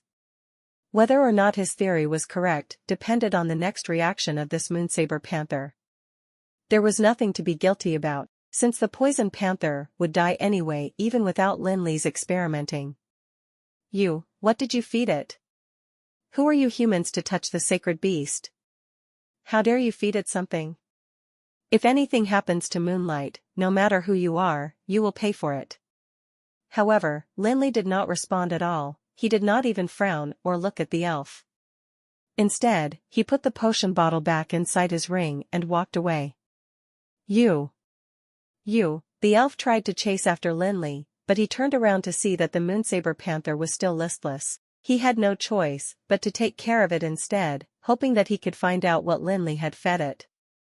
Unfortunately, the high-level elf could only smell a faint and pungent odor, but could not find any traces at all. In desperation, he had no choice but to say a few syllables to the moonsaber panther before taking it to Princess Lin's tent. In the tent, Princess Lin, who had just woken up, had once again slipped into unconsciousness. The elven elders who had always been concerned and on edge were filled with worry at this point. The other high-level elves, too, looked depressed and seemed to have lost all hope. The high-level elf walked into the tent with the moonsaber panther. As soon as he did, he said to the elder, "Dear elder, Moonlight has indeed returned, but when I went to get it just now, I saw the dirty human mage feeding Moonlight something." What? How can that despicable human do that? Before the elven elder spoke, several other high-level elves had already yelled in exasperation. "Elder, Moonlight is the sacred beast of our elven clan. That human being and the dirty undead creature are companions. They might have fed Moonlight something filthy. We cannot tolerate this at all," the high-level elf said while gritting his teeth in anger. The elves would rarely display their anger unless they bore a certain extent of hatred. Hey! The elders did not respond to what the high-level elf said, and instead stared at the moonsaber panther that was lying beside Princess Elune. They suddenly gasped in shock. Seeing that the elders were paying attention to the moonsaber panther, the high-level elves shifted their attention to it too. However, that made their hearts sink even lower because they could tell that it had been poisoned just like Princess Elune. Since the strong moonsaber panther could not withstand the toxic effects of the poison, Princess Elune and the other poisoned elves would probably be unable to create a miracle either. At this point, the high-level elves were all in despair, and they reckoned that the day of Princess Elune's death would be the day of disaster for their family. However, the expressions of the elven elders were different from those of the high-level elves. One elder stood up and walked towards the moonsaber panther, touched it, and closed his eyes to sense it for a while. He turned to look at a few high-level elves, and exclaimed, "The toxins in moonlight seem to be dissipating." What? The high-level elves suddenly tensed up. The fact that the toxins were disappearing meant that the poison could be removed. However, the question was, how? The unknown poison could actually be dealt with? The high-level elves were flabbergasted, just as if they had heard the craziest thing ever. The Queldana family's elders felt like they had seen a glimmer of hope. They just had to find out the reason for the dissipation of the toxins in Moonsaber Panther's body. The elven elders and the high-level elves got a grip on themselves and analyzed the characteristics of the Moonsaber Panther together, from its usual habits to its body's characteristics and various legendary tales about it. They wondered if it had something to do with its eating habits, or because it naturally had some kind of power. Could it be? The atmosphere in the tent became extremely rowdy all of a sudden. At this crucial juncture, the elders and high-level elves had all decided to put their identities aside and try to find the desired outcome. However, that atmosphere did not last for long. Whenever an elf raised a possibility, a few others would immediately beat his idea down. Gradually, after various rejections, they began to take longer to think, and silence once again filled the air. Could it really be? Impossible, that can't be. The high-level elf who had brought moonlight into the tent immediately shook his head and tried to beat down the conjecture that he had just come up with. Another elf peculiarly asked, "Felafin, what did you want to say? What's possible? Tell us about it. We can't let it go even if it's just a possibility." "It can't be, Ferner, we'd better stop wasting time on this and think about other clues that we haven't thought of yet," Felafin said while shaking his head. At this moment, the elven elder spoke. Although his tone was calm, he sounded a little hopeful. "Tell us about it. Even if it's impossible, it might give us some signs and tips that can lead us to the correct mindset." "Senior Randy, it really is impossible. Do you remember what I said when I brought Moonlight back? I happened to see that human mage named Felix feeding something to Moonlight, but it was too late by the time I stopped him." The thought of it made Felafin frown with a look of disdain. Hearing these words, several elves frowned. Such a major thing happened that night, so they certainly would know what the culprit's name was. The elves had often seen themselves as far superior to humans and other intelligent races. Not to mention, Lin Li was often hanging around an undead creature, hence, they naturally felt more disgusted. It is indeed impossible.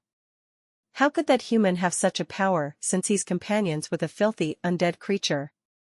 Even Elder Eddie couldn't remove the poison in Princess Elune with natural rejuvenation, let alone a lowly human mage. He definitely can't provide an antidote for the poison.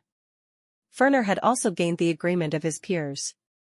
The natural rejuvenation technique used by the elders was taught by the legendary druids, and all souls could be resurrected using the natural rejuvenation technique so long as they had yet to be broken.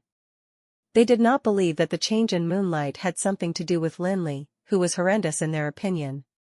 Hence, they decided to believe that it was a sign from Goddess of Nature, ManhwaRecap. However, after a moment of silence, Elder Randy said, "It's such a peculiar poison. Maybe he really has some special techniques." In fact, what the elven elders said might be what the high-level elves had thought about too, though they found it hard to accept the idea. When they were trying to find out the reason, they should have instantly thought about the thing that Lin Li had fed to it. However, because of their own pride and prejudice against human beings, they avoided the possibility of the cure being what Lin Li had fed to the panther in hopes of finding other reasons. Even after having discussed and come up with numerous possibilities, they still couldn't find an acceptable answer. However, they realized that they ought to forego their pride for the sake of their family's survival at this point. That human mage works with an undead creature all day, so it's possible that he might have some sinister means, Ferner said, seemingly trying to give himself an out. He was just trying to say, despicable people will resort to despicable means. We are the lofty elves, so it's normal for us not to know about these things. However, no matter what, the elves were all facing one common problem: how to get the despicable human to save Princess Alun and the injured elves. The high-level elves had a terrible impression of the human mage Lin Li, especially after the incident that night. The fact that he often interacted with an undead creature was already unacceptable for the elves. Not to mention, some young elves were severely punished because of the human mage Lin Li. The elves thought that it would be nothing wrong to describe Lin Li with derogatory adjectives. However, it was not the time for the elves to care about their pride now. If the poisoned elves and Princess Alun could not be rescued, it'd be a huge disaster for both the Queldana family and the entire elven kingdom. Elder Randy glanced at the faces of several high-level elves, only to see that they were all awkward and too afraid to even make eye contact with him because they knew that one of them had to seek help from the human mage Lin Li.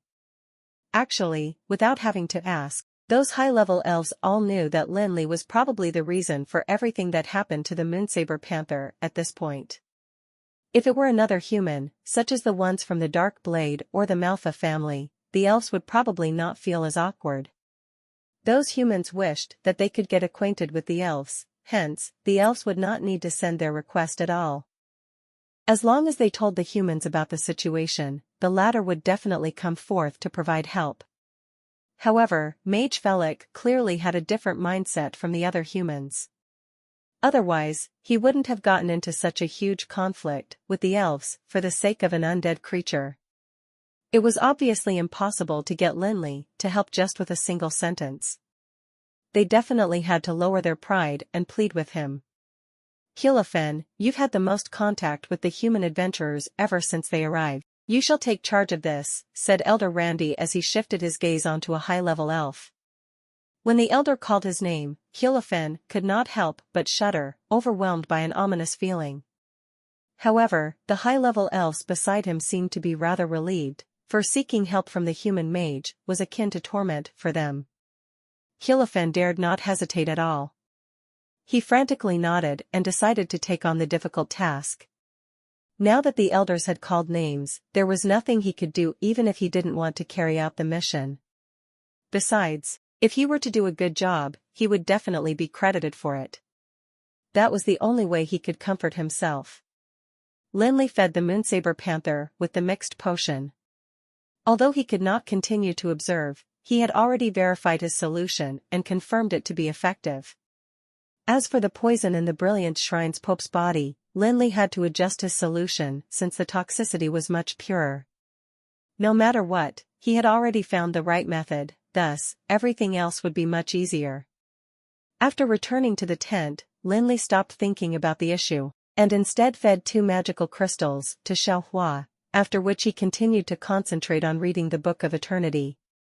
He was not concerned about the poisoned elves at all, because they had nothing to do with him. In fact, he had already made plenty of gains in the Haiga mountain range, hence, he was not that concerned about the treasure of the immortal king. However, after some time, Lin Li began to hear Norfeller speaking to someone. After putting the Book of Eternity away, he said, "Norfeller, who's outside?" Norfeller entered the tent, and politely said, "Master, it's an elf who's asking to see you." An elf? Norfeller obviously knew how much the elves despised him, for he was a vampire. Hence, he definitely wouldn't be too pleased to talk about the elves. Upon hearing the way that the damned undead creature introduced him, Hielofen had no choice but to grit his teeth and tell himself to bear with it and not stoop to a filthy undead creature's level. Soon, Norfeller exited, and coldly said to Kjolofin, "Master is ready to see you." He then ignored him and stood by the side. Like master, like servant. This dirty vampire is just as vulgar as his master. Seeing that Norfeller did not even bother helping him lift up the curtain of the tent for him, Kjolofin secretly felt infuriated for a while. However, he had no choice, since he was the one asking for help. With a false smile on his face, Kjolofin reached out, lifted the tent curtain, and entered. "Mage Felix, I'm so sorry. I should have visited earlier, but there are too many things to handle in the camp. Hence, it had to be delayed until today." "Oh, you are." Lin Li did not know who he was, because while Borg wanted to introduce them at the start, the elves did not bother getting to know other humans. Kjolofin's smile did not change, and he introduced himself to Lin Li very politely. "My name is Kjolofin, and I'm mainly in charge of welcoming and arranging human adventure teams." Lin Li did not pull a long face, and instead greeted him politely. He then asked Kjolofin for the purpose of his visit. Of course, he had already guessed his intentions, but then again, the elves had nothing to do with him. Hence, why should he bother helping them? "What are you doing here? Asking for help?" Although that was the truth, the high-level elf could not bring himself to say it. However, while he was on his way, he had already figured out what to say. He believed that a few words should be enough to make Lin Li comply. Kjolofin glanced at the decorations in the tent and turned to look at Lin Li. "Mage Felix, the conditions in this camp may be a little poor. I don't know if you have gotten used to living here yet. If you need something here, please don't hesitate to tell me, though." Borg would definitely be shocked to see the high-level elf swallowing his pride and acting so meekly. Even the fellow elves had never seen such a side to him before. Kjolofin, who had a high status in the Queldana family, was actually so polite to a human mage for the first time. However, Lin Li did not buy it, though he remained very polite. He did not accept the goodwill of Kjolofin, and instead shook his head with a smile. "I came here for adventure, not for amenities. There's nothing I can't get used to. I don't think I lack anything, because the Manhwa family has already prepared everything for me." "Oh, yes, that's good to hear." Kjolofin smiled unnaturally, but desperately tried to find a way to tackle Lin Li. "Wait, he's a mage." Kjolofin suddenly got an idea. Since Lin Li was a mage, he must have a great desire to improve magic. Although the elves had been implicated and almost fell into disastrous circumstances after the Dark Age, they still survived and expanded to the current extent. In terms of the relationship between elves and high elves in the Dark Age, they were not only related by blood, the elves had also inherited a lot of the cultural heritage of the high elves, the most important of which was all kinds of magic books. Although most of the elves had learned nature magic after the settlement of the Emerald Forest, they did learn other magic too. Moreover, the magical classics left by the high elves were also very helpful, be it nature magic or other types. All types of magic would have to return to the origin of rule power in the end. This was why at the legendary realm, even magic below the legendary level could be used well by a mage that had never learned it before. Indeed, a greedy person will definitely not be taking an adventure in the Higa mountain range. Since he's a mage and he isn't after the treasure of the immortal king, is he only after money? Obviously, that is impossible. What really makes these humans tempted is their pursuit of strength. Having figured this out, Kjolofin suddenly felt much more confident. Pretending to be indifferent, he casually asked, "These days, I don't see you here often, Mage Felix. You must have been studying magic on your own, eh?" "Speaking of magic, there are some things in our elven family that may not be available in your world. If there are any issues about magic, you may tell us about it, and perhaps you can find an answer here." To be honest, even an ordinary elf might not be able to get personal advice from Kjolofin, let alone a human mage, yet Kjolofin was now offering to give a human mage some tips and a rare learning opportunity. Even legendary mages like Cheyenne and Borg would be happy to discuss magic with elven legendary mages. However, Lin Li's reaction was completely beyond the expectations of Kjolofin. Instead of taking up the rare learning opportunity, Lin Li actually shook his head slightly, and said, "Thank you for your kindness. My current level of magic may be relatively shallow, but I haven't encountered any problems that were too difficult to solve." Upon hearing the answer from Lin Li, Hyolophen's face stiffened a little, but he soon returned to normal again. "Haha, it doesn't matter. In fact, I wasn't referring to a specific problem. Us elves do have some solutions that would be useful for mages to enter the legendary realm. For example, the realization of the rule power. Although many people say that you can only understand it by yourself, there are actually some ways to shorten the time required. I will give you a shortcut to the legendary realm, and you probably will do me a favor out of gratitude. To those below the legendary level, the legendary realm and mastering the world's rule power are a godly thing," Hyolophen thought to himself, believing that no one could refuse such a temptation. "Hee, do you mean spiritual guidance?" But the insights gained through this method are all from the guide, and although the difficulty of understanding the rule power is reduced, even if it is successful, the path in the future will be more difficult than that of others. "It might be 100 or more times harder," Lin Li said disapprovingly. In the magical world, it was generally believed that mages understood the rule power and that relying on themselves was the only way to enter legendary realm. The spiritual guidance that Lin Li mentioned was an express route that would allow a legendary mage to become a guide. The mental strength of the two would be merged together, after which the guide manipulated the rule power to allow the guided person to achieve enlightenment. However, there would also be the problem of success rate, followed by the rule power, which could only be understood by the guided with the help of a guide. In other words, it was equivalent to being directly limited. Even if one had entered the legendary realm, it would still be extremely difficult to break through the restriction and advance further. In fact, it was almost right to say that further possibilities were restricted. If one were to break through those boundaries, he would be talented enough not to need a guide, and would have a great chance at entering the legendary realm. Of course, Hyolophen might be referring to other methods, but their nature should be the same. Hyolophen's face froze again. Although he was not talking about spiritual guidance, it didn't really make much difference. Since Lin Li had already made such a statement and mentioned the side effects of this method, it meant that he was rather knowledgeable. At this moment, Hyolophen suddenly remembered the methods the human mage used to subdue Jacques that night. Although on that day, the chief elder Randy and several high-level elves had all realized that his methods were extraordinary and reckoned that Lin Li must have used powerful magical equipment, he now began to wonder if Lin Li actually wasn't a legendary mage already. Hyolophen could not quite believe his own speculation. The elves had inherited part of the genes of the high elves, hence, they definitely felt a great sense of superiority over the other races. However, even the younger elven geniuses had never become legendary powerhouses at such a young age. None among the Helios, Druids, and the Seven Sages had ever entered the legendary realm at such a young age. In order to verify his guess, Hyolophen casually raised some questions about the legendary realm and talked about his own understanding of the rule power. Those who knew nothing about the legendary realm would never be able to talk about these topics. Even if one's knowledge is based on hearsay, he would let the cat out of the bag once they went deeper. Lin Li had never deliberately concealed his own strength.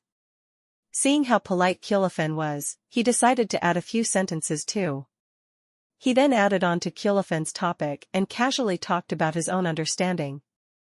There would be no need for an in-depth discussion in Lin Li's opinion.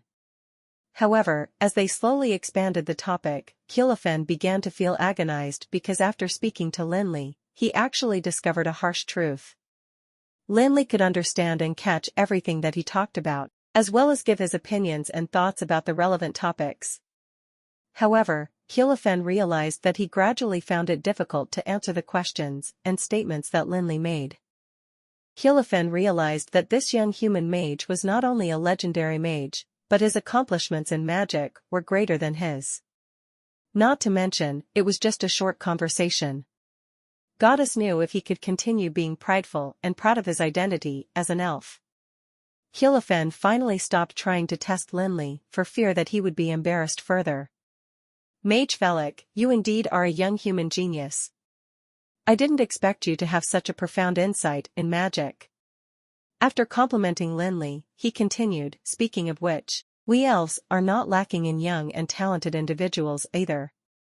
Actually, the most outstanding one is none other than Princess Alun. Hyolophan certainly did not forget that Princess Alun was still waiting for the human mage in front of him to save her. However, he could not bring himself to plead with Lin Li, hence, he had no choice but to gradually make Princess Alun the topic of discussion. However, Lin Li laughed after hearing Hyolophan talking about Princess Alun, though it was unknown if it was intentional or not. It is true that Princess Alun is very famous in the human world.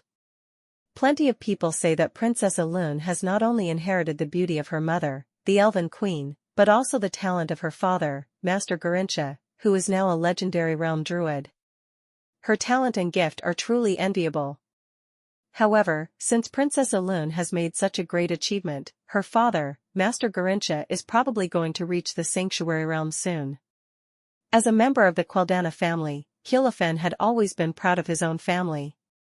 Upon hearing Lin Li talk about a druid, a look of pride immediately graced his face. He then began to talk about Garincha and how he led the elves into the Emerald Forest before embarking on several adventures to rescue the besieged elves. He also mentioned Garincha's contributions to the development of the Elven Kingdom. Lin Li was also very cooperative and appeared to be interested while listening to Hyolophan's descriptions, occasionally butting in a little. At this moment, everything in the tent seemed to be rather harmonious, for a human was listening to the stories told by an elf. However, under the harmonious facade, Hyolophan wished he could smack his own mouth. At this rate, when would he broach the topic of Princess Alun again? There had been various points when Hyolophan wanted to stop and shift the topic back to Princess Alun. However, Lin Li's replies made him continue talking, and thus drifting further and further away from his own agenda. Throughout the entire afternoon, Hyolophan took on the role of a storyteller. Those stories were very common among the elves, and none of the younger ones would be interested in listening to them. However, even after the sky turned dark, Hyolophan still had yet to talk about Princess Alun again, and it was fair to say that nothing serious was mentioned. Seeing that it was getting late and that he would make no progress if he were to go on, Hyolophan had no choice but to stand up awkwardly and excuse himself. Lin Li then walked Hyolophan out of the tent. After leaving the tent, Hyolophan turned around and smiled wryly. When he arrived, he did consider the possibility of how tough to deal with Lin Li might be, but he did not expect the outcome to be as such. Lin Li did not give him any hostile attitude, and was instead very polite when listening to his stories and talking to him. Lin Li's politeness was the reason it was even more difficult for Hyolophan to say anything. Hyolophan returned to see Chief Elder Randy and his peers, to whom he briefly explained what had happened in Lin Li's tent. When he mentioned Lin Li's legendary realm strength, his peers were undoubtedly surprised, but everyone was paying more attention to the poisoned and unconscious Princess Alun. The most important thing to do now was to enlist Lin Li's help. What Hyolophan did today is not exactly useless. Well, at least the relationship between us and this human mage should have eased a little after the conversation they had today. In that case, after looking around at several high-level elves, the elder kept his eyes fixed on one of them. Gilder, you may go this time. Don't beat around the bush and cut straight to the chase about our situation. Gilder's face grew sullen at the instant that he heard his words. Later on, he left the tent unwillingly after his peers urged him to. For the elves who had always been proud and arrogant, it was very uncomfortable to lower their pride and ask a human mage for help. No matter how reluctant Gilder was, he nonetheless walked towards Lin Li's tent. The only good thing at this time was that the vampire Norfeller had already gone out for his usual reconnoitering. Gilder adjusted his expression and prepared to make his tone as mellow and polite as possible. He then asked Lin Li if he could enter. After hearing Lin Li's response, Gilder stepped inside the tent, where he stayed for another few hours. When Norfeller finally returned from reconnoitering, Gilder finally couldn't stand it any longer, and resignedly bade Lin Li goodbye. Just like Hyolophan, Gilder spent hours telling Lin Li many stories about the elves, but did not find a chance to talk about Princess Alun. He clearly knows what we're looking for him for.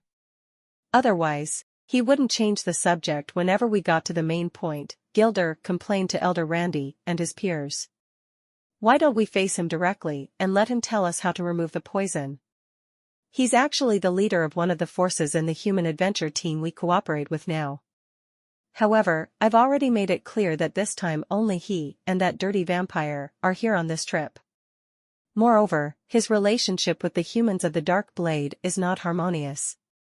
Even if we harm him, the other two forces wouldn't dare to say anything, Ferner said, still feeling proud. The elves were not really pure and kind. Races that were truly kind and saintly had long gone extinct. Just like other intelligent races, the elves were also competitive and hungry for power. Otherwise, the Queldana family wouldn't have secretly cooperated with Dark Blade to send the elites of each party to help find the lost relic. However, Elder Randy and Ferner's peers did not agree with him. It was not because they were soft-hearted, but because Lin Li was a legendary mage they were not confident in subduing. The fact that he had fearlessly confronted them in the campground that night meant that he definitely had great power. If they were to fail, the relationship between the two would definitely be strained beyond redemption. However, under the current circumstances, no one could be sure of what the human mage Lin Li would do. The elves had thought about swallowing their pride before, but their greater concern was the fact that they would embarrass themselves if Lin Li were to turn them down. They felt that it wouldn't be worth it. The discussion of the elves was inconclusive, but the condition of the poisoned elves, like Princess Elune, was not optimistic. The natural rejuvenation technique used by Elder Randy had been said to be able to suppress the effects of the poison for 10 days, but it now seemed that it'd actually be less. The toxins in their bodies would continue to eat away at their vitality rapidly. Elder Randy and the other high-level elves could clearly feel that the vitality of the poisoned elves was depleting rapidly. They all knew that they could not afford to delay it any further, for the loss of any of the elves, not only Princess Elune, would be a huge loss for them. After a long day of discussion, Elder Randy finally decided to speak to Lin Li himself. Upon hearing his decision, the high-level elves immediately objected.